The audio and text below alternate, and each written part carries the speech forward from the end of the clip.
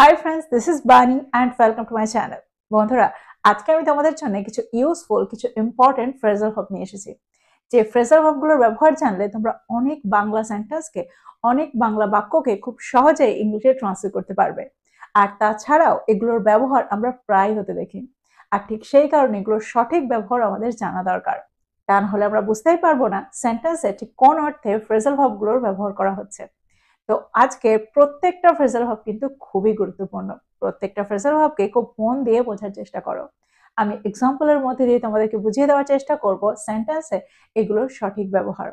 তাই আজকের ভিডিওটাও কিন্তু খুবই ইম্পর্টেন্ট, খুবই ফ্রুটফুল হতে চলেছে। তোমরা কোথাও যাবে না, আমার সাথে ভিডিওটা একদম শেষ পর্যন্ত থাকবে।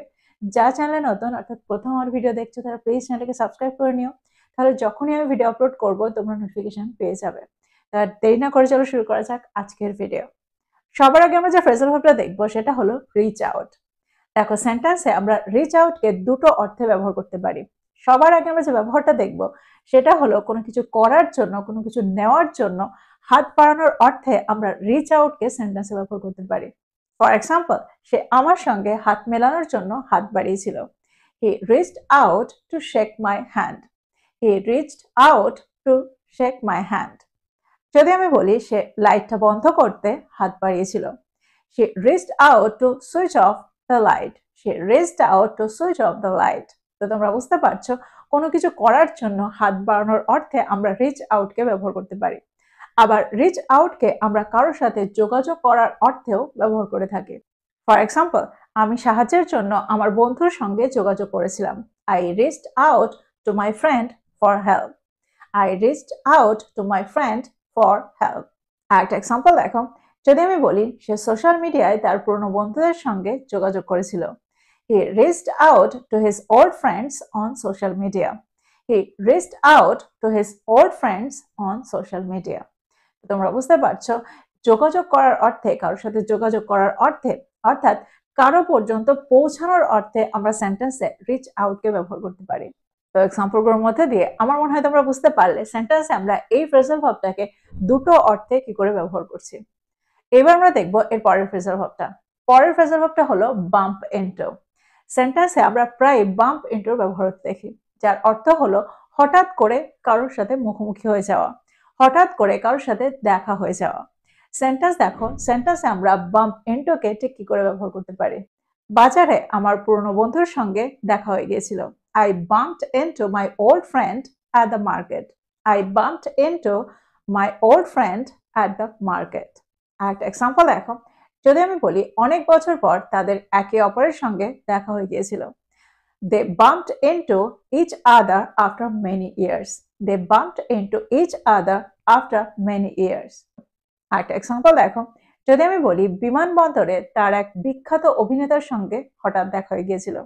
She bumped into a famous actor at the airport.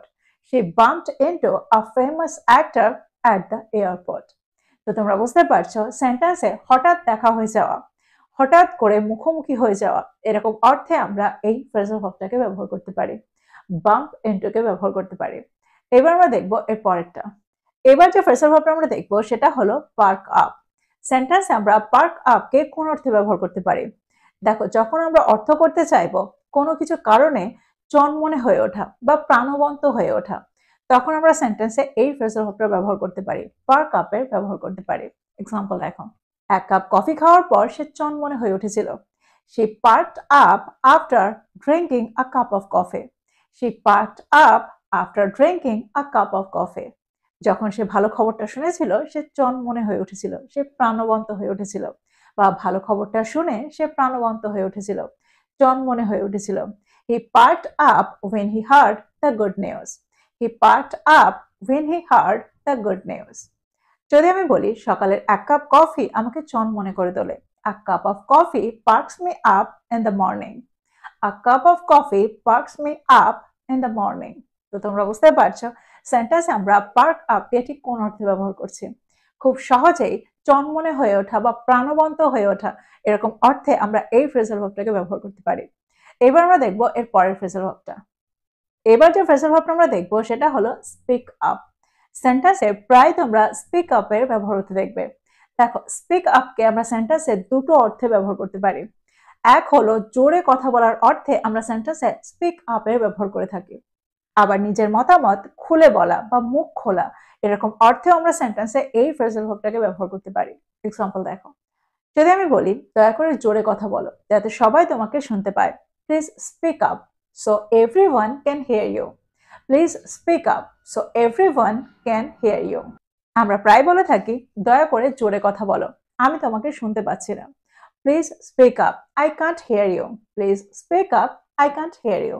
তো তোমরা বুঝতে পারলে জোরে কথা বলার অর্থে আমরা সেন্টেন্সে এই ফ্রেজাল ভার্বটাকে ব্যবহার করতে পারি। এবার আমরা দেখব এই ফ্রেজাল ভার্বটার অন্য একটা ব্যবহার। দেখো, সেন্টেন্সে আমরা যখন অর্থ করতে চাই মুখ খোলো, দ্যাট মিনস নিজের মতামতটাকে খুলে বলো, তখন আমরা সেন্টেন্সে এই ফ্রেজাল ভার্বটাকে ব্যবহার করতে পারি। এক্সাম্পল দেখো, যদি আমি বলি যদি কেউ মুখ না খোলে কিছুই বদলাবে না। If no one speaks up nothing will change. If no one speaks up nothing will change. আর একটা এক্সাম্পল দেখো, যদি আমি বলি মিটিং এ তোমার খোলাখুলি কথা বলা দরকার। You need to speak up in the meeting. You need to speak up in the meeting. তো এক্সাম্পলগুলোর মধ্যে দিয়ে আমার মনে হয় তোমরা বুঝতে পারছো এই ফ্রেজাল ভার্বটার ব্যবহার। আমরা দুটো অর্থে এই ফ্রেজাল ভার্বটাকে কি করে ব্যবহার করছি। এবার আমরা দেখবো এর পরের ফ্রেজাল ভার্বটা। পরের ফ্রেজাল ভার্বটা হলো জোক অ্যারাউন্ড। সেন্টেন্সে প্রায় তোমরা জোক অ্যারাউন্ড এর ব্যবহার হতে দেখবে। জোক অ্যারাউন্ড এর অর্থ হলো মজা করা বা মজা করে বেড়ানো। এরকম অর্থে আমরা সেন্টেন্সে এই ফ্রেজাল ভার্বটাকে ব্যবহার করতে পারি। এক্সাম্পল দেখো, যদি আমি বলি বাচ্চারা স্কুলের পরে মজা করে বেড়াতে ভালোবাসে। The kids love to joke around after school. The kids love to joke around after school. দেখো, এখানে আমরা জোক অ্যারাউন্ড এর জায়গায় কিড অ্যারাউন্ড এরও ব্যবহার করতে পারি। আমরা এখানে এটাও বলতে পারি the kids love to kid around after school. একটা এক্সাম্পল দেখো, যদি আমি বলি ক্লাসটা শুরু হওয়ার আগে আমরা মজা করে বেড়াচ্ছিলাম। We were joking around before the class started. We were joking around before the class started. দেখো, এখানে আমরা kid around এরও ব্যবহার করতে পারি। তাহলে সেন্টেন্সটা কি হবে? We were kidding around before the class started. We were kidding around before the class started. তোমরা বুঝতে পারছো সেন্টেন্সে আমরা joke around আর kid around কে কিভাবে ব্যবহার করছি। দেখো, এই ফ্রেজাল ভার্বটাকে আমরা শুধুমাত্র মজা করার অর্থেও ব্যবহার করতে পারি। দ্যাট মিনস মজা করে বেড়ানো বা মজা করা দুটো অর্থেই আমরা সেন্টেন্সে এই ফ্রেজাল ভার্বটাকে ব্যবহার করতে পারি। যদি আমি বলি মজা করো না, আমি serious. Don't joke around, I am serious. Don't joke around, I am serious. বা আমরা এটাও বলতে পারি don't kid around, I am serious. তো এক্সাম্পলগুলোর মধ্যে দিয়ে আমার মনে হয় তোমরা বুঝতে পারলে সেন্টেন্সে আমরা এই ফ্রেজাল ভার্বটাকে কোন অর্থে ব্যবহার করছি। আর জোক অ্যারাউন্ড আর কিড অ্যারাউন্ড কে আমরা ইন্টারচেঞ্জেবলি প্রায় ব্যবহার হতে দেখি।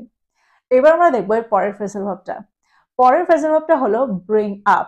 প্রায় সেন্টেন্সে ব্রিং আপ এর ব্যবহার হতে দেখা যায়। এটা খুবই একটা ইউজফুল ফ্রেজাল ভার্ব। দেখো, ব্রিং আপ কে আমরা সেন্টেন্সে দুটো অর্থে ব্যবহার করতে পারি। দেখো, বড় হওয়ার অর্থে আমরা সেন্টেন্সে এই ফ্রেজাল ভার্বটাকে ব্যবহার করে থাকি। বড় হয়ে ওঠা বা লালন পালন করে বড় করে তোলা এরকম অর্থেও আমরা সেন্টেন্সে এই ফ্রেজাল ভার্বটাকে ব্যবহার করতে পারি। দেখো, বড় করা বা বড় হয়ে ওঠা এরকম অর্থে আমরা সেন্টেন্সে এই ফ্রেজাল ভার্বটাকে ব্যবহার করতে পারি। যদি আমি বলি আমি কলকাতায় বড় হয়েছি, I was brought up in Kolkata. I was brought up in Kolkata. আরেকটা এক্সাম্পল দেখো, যদি আমি বলি সে তার দাদু ঠাকুমার দ্বারা লালিত পালিত হয়েছিল বা সে তার দাদু ঠাকুমার দ্বারা বড় হয়েছিল। He was brought up by his grandparents. He was brought up by his grandparents. দেখো, এই ফ্রেজাল ভার্বটাকে আমরা কোনো প্রসঙ্গ তোলা বা কোনো কথা তোলা, কোনো বিষয় তোলা এরকম অর্থে ব্যবহার করে থাকি। কোনো একটা প্রসঙ্গকে তুলে ধরা এরকম অর্থে আমরা এই ফ্রেজাল ভার্বটাকে ব্যবহার করতে পারি। এক্সাম্পল দেখো, ফর এক্সাম্পল যদি আমি বলি আবার ওই বিষয়টা তুলো না। Don't bring up that topic again. Don't bring up that topic again. আরেকটা এক্সাম্পল দেখো, যদি আমি বলি ওই আলোচনায় তুমি আমার নাম কেন তুলেছিলে। Why did you bring up my name in that discussion? Why did you bring up my name in that discussion? যদি আমি বলি কেউই ওই বিষয়টা তোলার সাহস করেনি। No one dared to bring up that matter. No one dared to bring up that matter. তো এই সেন্টেন্সগুলোর মধ্যে দিয়ে আমার মনে হয় তোমরা বুঝতে পারছো সেন্টেন্স আমরা এই ফ্রেজাল ভার্বটাকে ঠিক কোন অর্থে ব্যবহার করছি। এবার আমরা দেখবো এর পরের ফ্রেজাল ভার্বটা। এবার যে ফ্রেজাল ভার্বটা আমরা দেখবো সেটা হলো চেক আপ অন। দেখো প্রায় আমরা সেন্টেন্সে চেক আপ অন এর ব্যবহার দেখি, যার অর্থ হলো চেক করে দেখা, যাচাই করে দেখা। অর্থাৎ কেউ কোনো কাজ ঠিক করে করছে কিনা বা কোনো কাজ সম্পূর্ণ হচ্ছে কিনা সেটা যাচাই করে দেখা, সেটা চেক করে দেখা।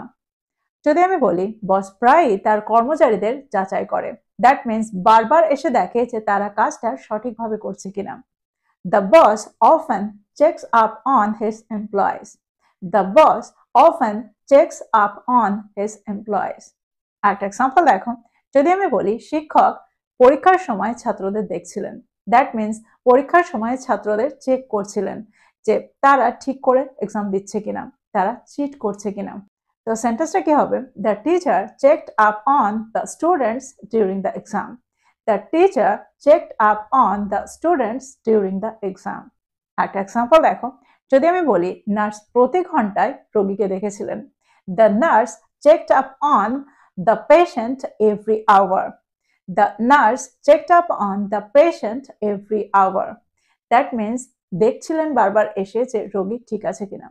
যদি আমি বলি তিনি উৎপাদন দেখতে কারখানায় গিয়েছিলেন, দ্যাট মিন্স তিনি কারখানায় গিয়েছিলেন এটা দেখতে যে উৎপাদনটা ঠিকঠাক হচ্ছে কিনা, যাচাই করতে গিয়েছিলেন।